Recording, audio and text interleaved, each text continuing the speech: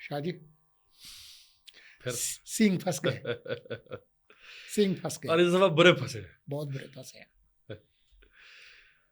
मतलब ये कि एक तो जो इतवार की तकारीर हुई जी, जलसे की, उसका शौक था। फिर जो गिरफ्तारियां हुई उसका एक आफ्टर शॉक था। फिर वजीर आला गंडापुर की जो अचानक उनका गायब हो जाना और फिर हाजिर हो जाना, फिर हाजिर होने के बाद जो उन्होंने चढ़ाई कर तकरीर दिल पजीर फरमाई है, और उधर से जो है वो गवर्नर साहब जो हैं खैबर पख्तूनख्वा के कुंडी, फैसल करीम, वो सिर्फ गवर्नर की हद तक की बात नहीं कर रहे बल्कि गवर्नर राज की बातें कर रहे हैं। तो ये एक बहुत ही पेचीदा सूरत हाल है। और ऐसे में कल वजीर आला गंडापुर साहब ने एक अपना गंडासा दिखाया कि मैं जो है वो अफ़गानिस्तान की जो तालिबान हुकूमत है उससे बात करना चाहता हूँ और हम बात करेंगे, हम बतौर हुकूमत उनके साथ करेंगे।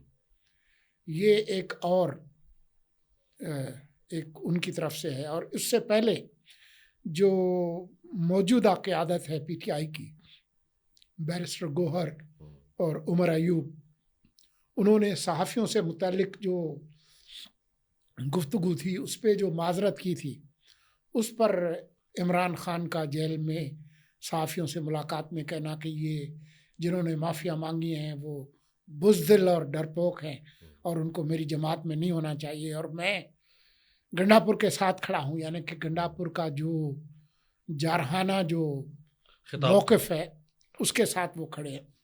तो हम एक ग्रिड लॉक, एक लॉक जैम, एक जिसको फंसे हुए सींग जो है उसकी पोजीशन में है। तो सवाल ये है कि उन्होंने ये भी कह दिया है कि 21 सितंबर को हम पंजाब जाएंगे और वहाँ जलसा भी करेंगे, लाहौर में करेंगे, जबकि पंजाब की हुकूमत और वफाकी हुकूमत जो है वो कोई बहुत ज़्यादा उनका हमदर्दाना मौक़िफ़ नहीं है, बल्कि वज़ीर दिफ़ा ने और दूसरे लोगों ने तो कहा कि ज़रा आप अटक पुल ज़रा पार करके दिखाए ना इस दफ़ा।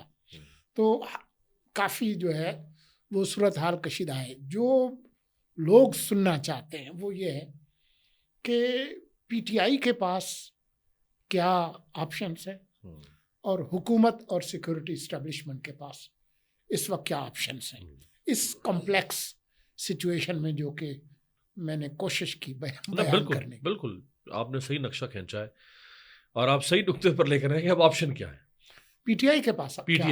उनके पास क्या ऑप्शन है? पीटीआई के पास पहला ऑप्शन तो यह है कि इमरान खान साहब कान पकड़ लें और कान पकड़ के कहें कि माई बाप, मैं अपनी पार्टी को भी डिसमेंटल करता हूँ, मैं सियासत भी छोड़ता हूँ, हम असेंबली से सीटों से भी मुस्ताफ़ी होते हैं, आप इलेक्शन वन साइडेड जीत लें और समझें कि इमरान खान और पीटीआई नाम की कोई चीज़ इस मुल्क में वजूद नहीं रखती। ये नहीं होने लगा, ये तो होने नहीं लगा। तो जिसे कहते हैं कि सुंजियां हो गई गलियां थे विच मिर्जा यार फिरे, तो गलियां सुंजियां हो जाएंगी, उसमें एस्टैब्लिशमेंट और पीएमएलएन पीपल्स पार्टी ये फिर एक तरफा हुकूमत करते रहेंगे तो हम निकल जाते हैं। ये तो बहरहाल मुमकिन नहीं, ये नहीं होगा, ये होगा नहीं। तो फिर होगा ये कि पीटीआई मैदान में रहेगी, हुकूमत भी मैदान में रहेगी और एस्टैब्लिशमेंट भी मैदान में रहेगी। और ये भी हम देख रहे हैं सोलंकी साहब के माजी की निस्बत ज़रा कदर मुख्तलिफ ये पैटर्न हमें नज़र आया जब 12 अक्टूबर 1999 हुआ, उसके बाद पीएमएलएन बिल्कुल डिसमेंटल हो गई।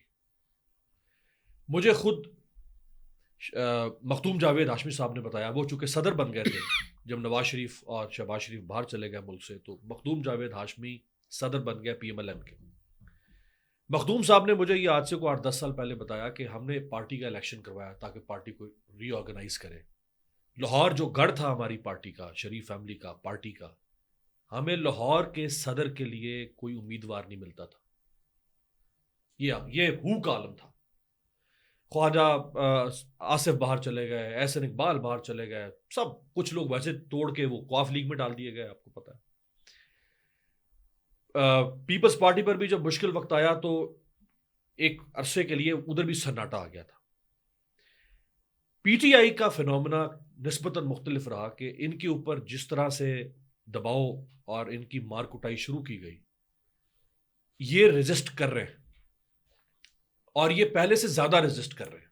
जिस स्पीच का आपने इशारा किया अली बिन गंडापुर साहब की, कहा गया कि जी उनको यहाँ पे बिठा लिया गया और उनके साथ कोई बदसलूकी भी हुई, जो इस वक्त इस्लामाबाद आपको पता है अफवाहों से भरा पड़ा है। किसी ने कहा कि जी उनको ये खिलाया और किसी ने कहा उनको ये खिलाया और किसी ने कहा ऐसे मारा है और ऐसे मारा है।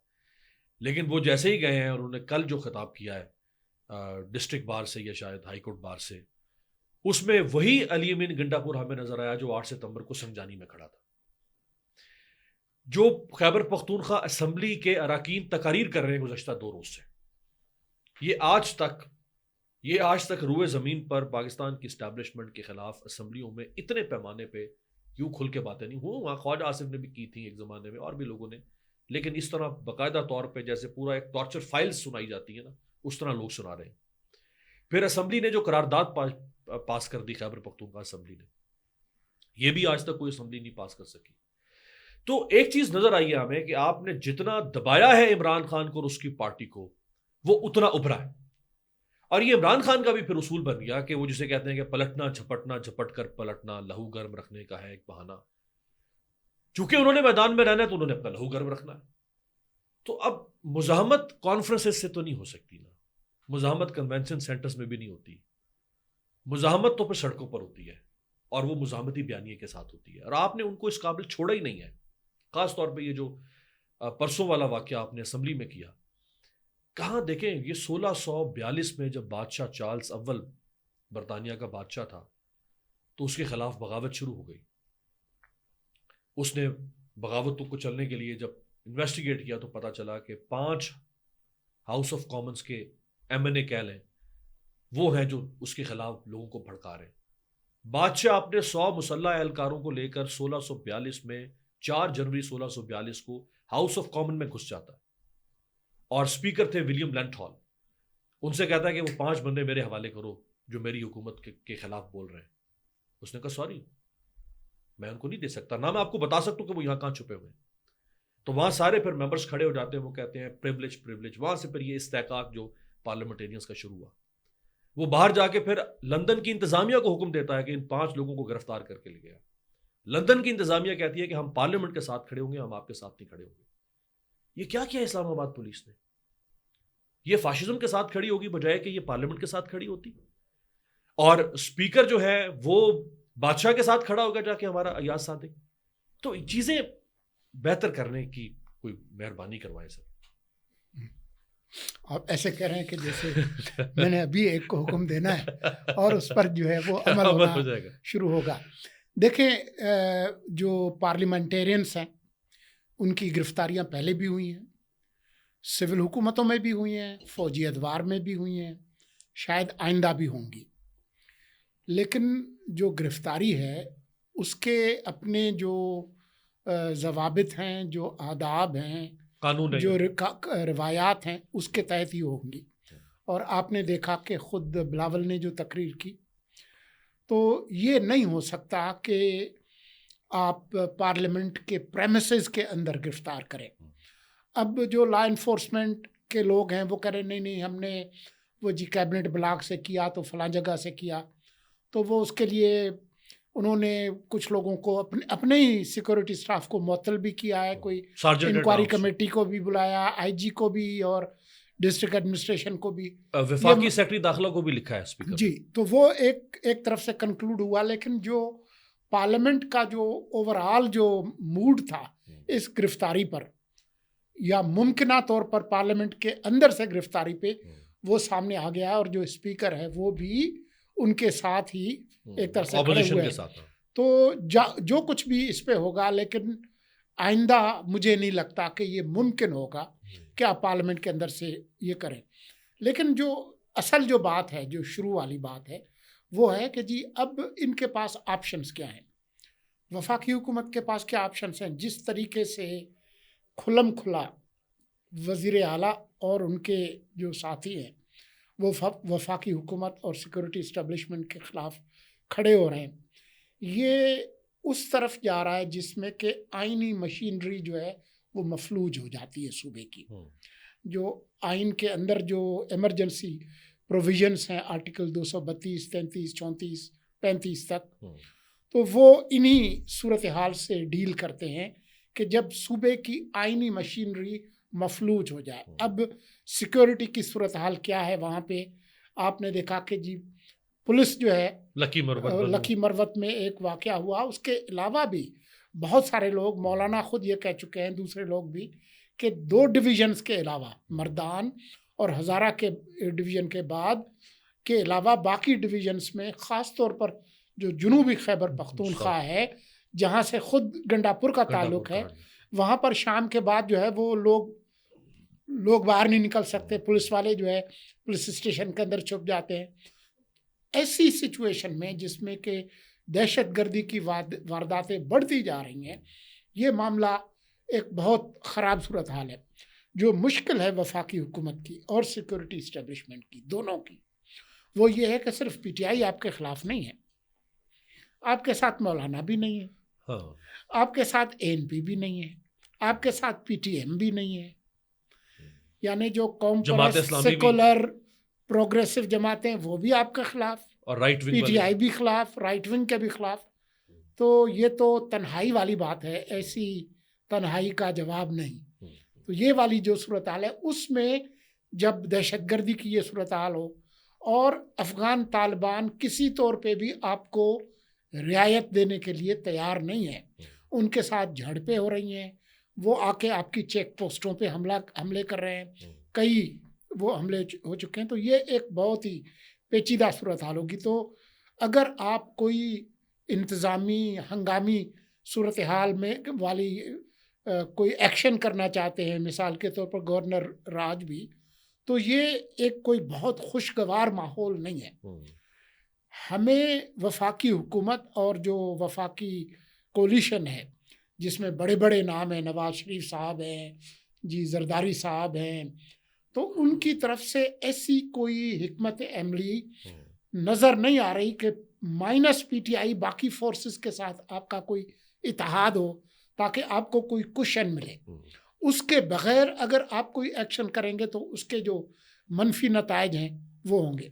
लेकिन जो गवर्नर राज की जो बात हो रही है, अगर आप आइन पढ़ लें 18वीं तरमीम के बाद, तो अगर सदर अपने तौर पर गवर्नर के कहने पे कोई गवर्नर राज लगाता है जिसमें सूबाई असेंबली को आप बिल्कुल बाईपास कर देते हैं, एक तो हंगामी सूरत हाल ऐसी हो सकती है ना कि सूबा खुद करारदाद मंजूर करे, वो तो होने से रहा सही।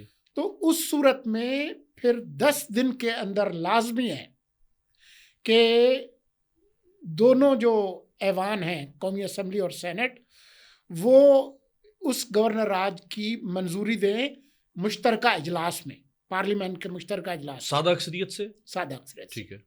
और वो अगर गवर्नर राज लगता है तो उसके बाद वो पहली बैच में ज़्यादा से ज़्यादा 2 महीने तक रहेगा, ठीक है। उसके बाद 2 महीने की एक्सटेंशन मिल सकती है, वो भी फिर भी पार्लियामेंट मुश्तरका इजलास से। सही।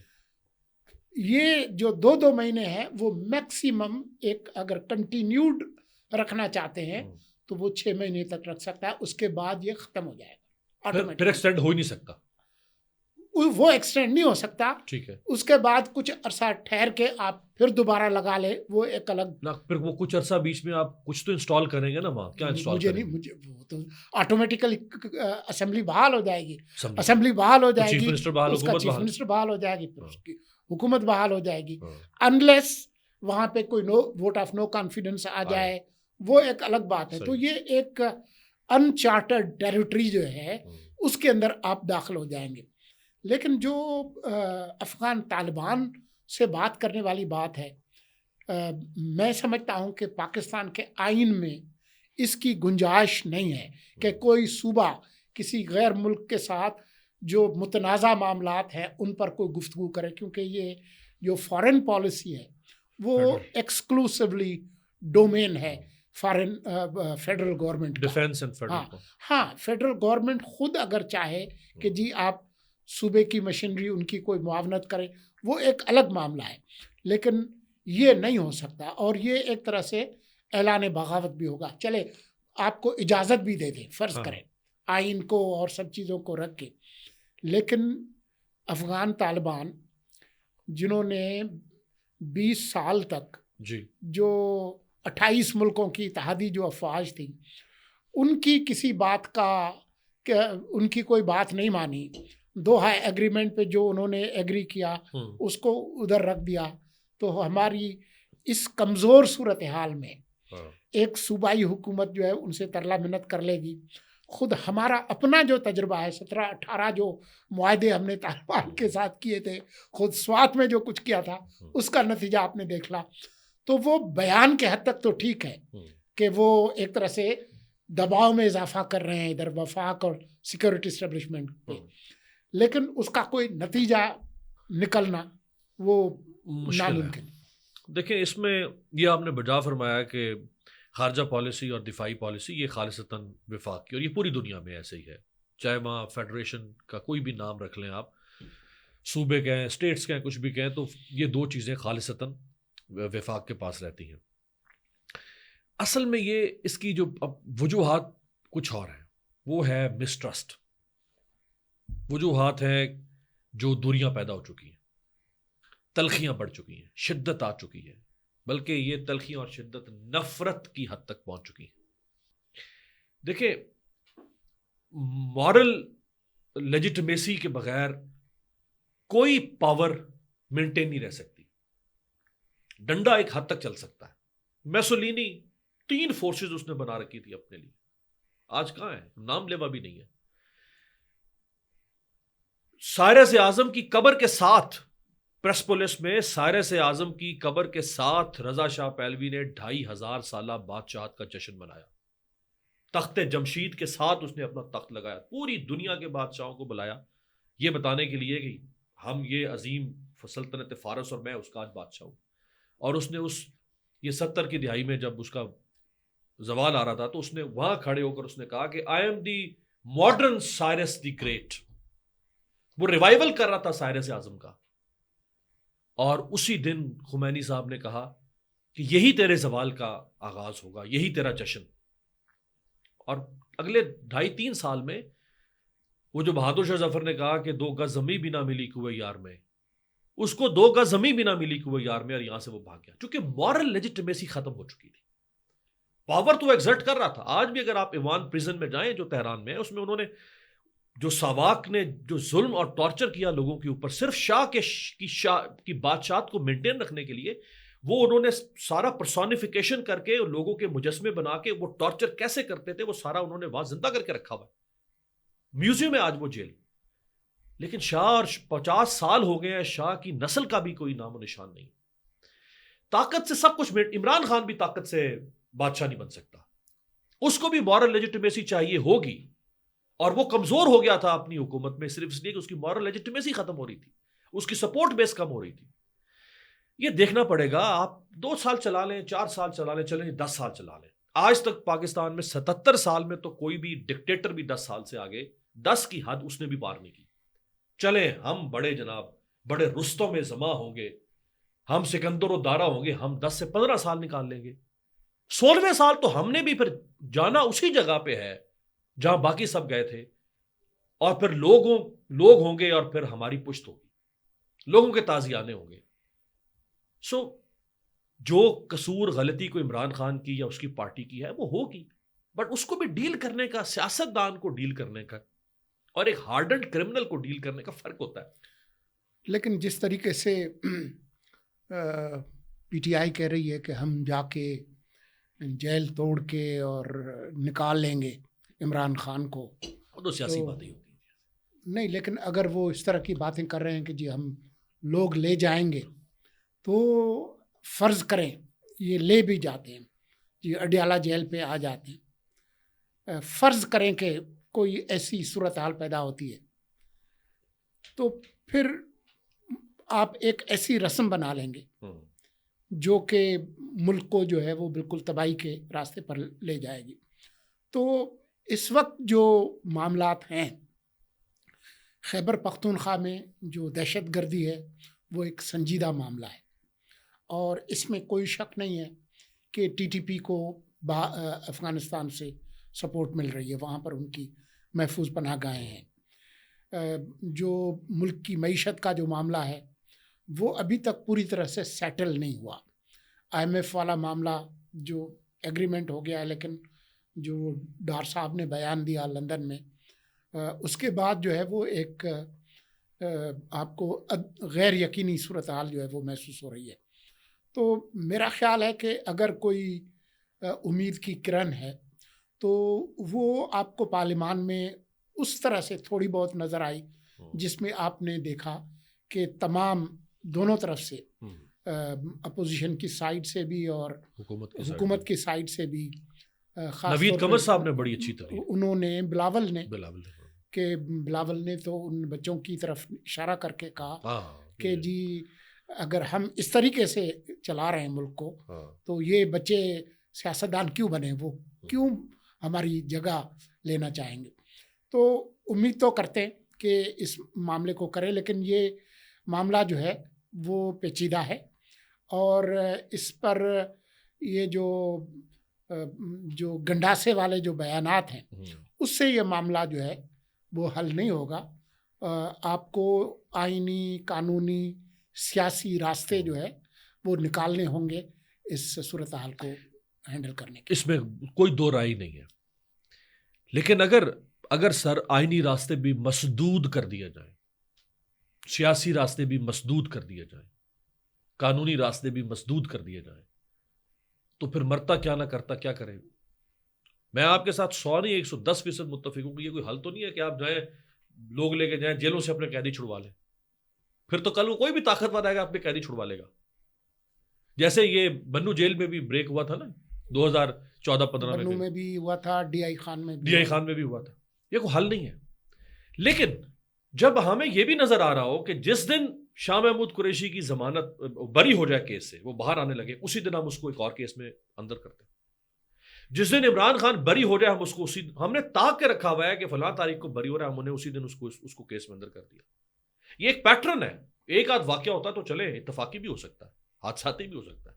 एक पैटर्न जब आपने बना लिया है और उसके नीचे उसके नहीं होंगे करोड़ों, चले लाखों, सही लाखों फॉलोअर्स होंगे, जब उनको नजर आ रहा है कि ये एक पैटर्न इन्होंने हमारे लीडर के साथ बना लिया कि जब वो बाहर आने लगता है ये कहते हैं तेरी ऐसी की तैसी, तुन के रखेंगे इसको, बाहर आने लगता नहीं इसको ठोक के रखेंगे। तो फिर उसकी रिटेलिएशन में उसकी जो रिपरकशंस हैं, उसके रद्दे-अमल में लोग क्या कहेंगे, अगर तुमने नहीं छोड़ना तो फिर हम खुद ही छुड़वा लेंगे जाके। हमें अमल को भी देखना पड़ेगा कि हम उस हद तक क्यों लोगों को लेकर जा रहे हैं कि लोग नॉन स्टेट एक्टर की तरह बिहेव करना शुरू करते हैं। आज की सिविलाइज सोसाइटी के अंदर लोग राइट्स के लिए भी पुरअमन जिद्दोजहद करते हैं ना। इसको कहीं पे भी अप्रिशिएट नहीं किया जाता कि लोग जत्थाबंदी कर लें, मुसल्ला हो जाएं, अपने राइट्स के लिए वो असलिया उठा लें और वो चढ़ दौड़ें किसी पे। कहीं पे भी वॉशिंगटन DC में आपसे ज्यादा कौन जानता है, अभी भी शायद वहां पे लोकल गवर्नमेंट नहीं है और वहां के लोग गाड़ियों पे वो स्टिकर लगा के फिरते हैं कि नो टैक्सेशन विदाउट रिप्रेजेंटेशन, इस तरह का कुछ। हाँ, वो क्योंकि उसका वाशिंगटन जो है वो फेडरल कैपिटल टेरिटरी है और उनकी अपनी वो लोकल गवर्नमेंट तो है, उनकी अपनी नुमाइंदगी भी है, कांग्रेस में भी है, तो उनके कुछ तो है, कुछ उनके हुकूक ऐसे हैं कि जो वो समझते हैं हमें नहीं मिल रहे। तो ये तो नहीं ना कि वो लोगों पर चढ़ जाते हैं, वो कोई व्हाइट हाउस पे हमला कर देते हैं, प्रोटेस्ट रिकॉर्ड करवाते हैं, उन्होंने गाड़ियों पे स्टिकर लगाए हुए हैं नो टैक्सेशन विदाउट रिप्रेजेंटेशन। यहां पे क्यों लोग मुतशद्दिद हो रहे हैं, क्यों लोग खुद कानून को हाथ में लेकर कहते हैं कि हम ये कर गुजरेंगे? चूंकि हमने उनके लिए वेंटिलेटिंग मशीनें बंद कर दी हैं रियासत में। जब आप लोगों को वेंट आउट नहीं करने देंगे ना, मेरे अंदर की घुटन, हब्स, भड़ास, गुस्सा, इसको अगर आप पुरअमन तरीके से वेंट आउट नहीं करने देंगे तो फिर मेरे हाथ में कप आएगा, उधर कप मारूंगा, ये गिलास मारूंगा, फिर मैं करूंगा। ये लॉ ऑफ नेचर है। ये टेक्टोनिक प्लेट्स हिलती हैं, फिर वो टेक्टोनिक प्लेट्स जब हिलती है तो फिर जलजला आता है। ये आपकी बात दुरुस्त है, लेकिन साथ में ये बात भी दुरुस्त है कि हमारे यहाँ कुछ जमातों ने, ख़ास तौर पर पीटीआई ने, जो नई रस्में मुतारफ़ कराई हैं, ख़ास तौर पर 9 मई को जो कुछ हुआ, वो किसी तौर पे भी पुरअमन एहतजाज के ज़ुमरे में नहीं आता। और 9 मई को ऐसा कुछ नहीं हुआ था जिसके मुतनासिब अंदाज में ये पूरे मुल्क के अंदर हमले हुए। गोली नहीं चली थी, गोली तो उन पे चली थी उससे पिछले साल नवंबर में वज़ीराबाद। उस वक्त भी इस तरह की कोई बात नहीं हुई थी। और अभी क्योंकि बहुत सारे मुकदमे और तहकीकात अभी चल रही है, ख़ास तौर पर जनरल फैज़ हमीद के हवाले से, वो जब तफसीलात आएंगी तो पता चलेगा कि जी क्या रियासत की तरफ से ज़्यादा पुरतशद्दुद रवैया हुआ है या एक सियासी जमात और उसके साथ कुछ लोगों ने ये किया। लेकिन ये हम फिर अगली बार के लिए मेरे ख्याल में उठा रखें। तब तक अल्लाह खैर करे, क्योंकि हम जब भी बैठते हैं कुछ ना कुछ हुआ होता है। मेरे ख्याल में हम इजाज़त लेते हैं।